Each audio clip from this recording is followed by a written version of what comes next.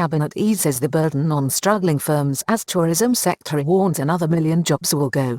Cabinet decision this week on reduced Social Security Fund contributions for firms in Thailand for February and March. It falls far short of the wish list of tourism industry groups who want to see direct financial support from the government to save jobs.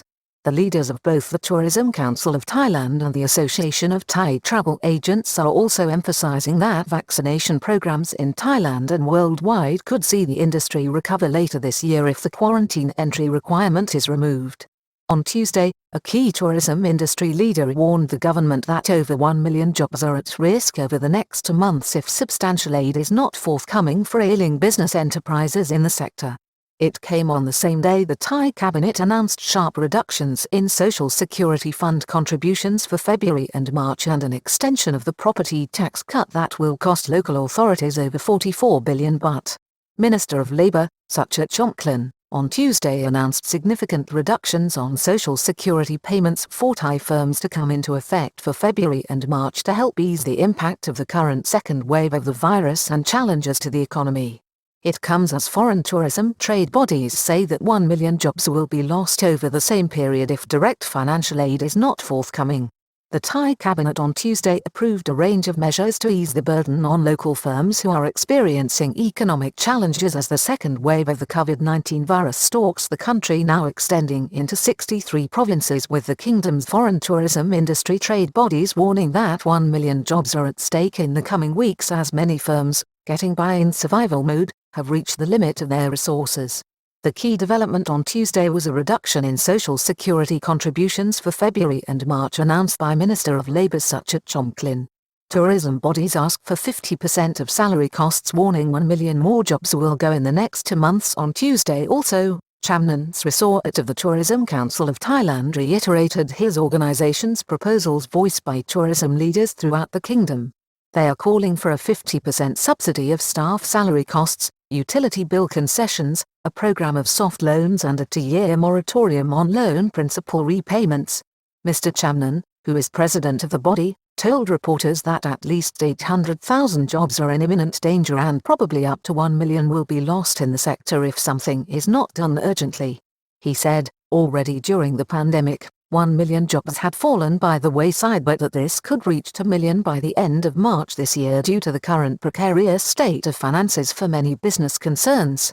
Industry boss says foreign travellers will come back in large numbers when vaccinations kick in and the quarantine requirement is booted out. He pointed out that the foreign tourism industry would recover once the vaccination process in other countries and Thailand achieved critical mass. He suggested that this may happen sooner in 2021 than the government is anticipating. We don't want to leave these people. When COVID-19 is over, tourists will definitely return, so please help us survive for a while, maybe for 3 months, he declared. 10 million visitors can be achieved, but with the quarantine barrier nobody will come even for free. His prognosis was similar to that of Vichit Prakobgasal, the president of the Association of Thai Travel Agents. Mr. Vichit took aim at the government's strict 14-day quarantine requirement and said that his body would appraise the situation, on a worldwide basis, as vaccination programs step up and make progress. If tourists can return with no quarantine, we will definitely see 10 million this year. If not, even if we let them in free of charge, nobody will come, he stated.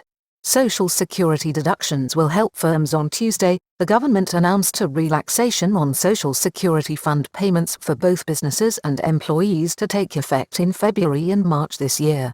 Under Thailand's social security system, both employers and employees pay 5% of monthly salaries to a fund to which the government contributes a further 2.75%.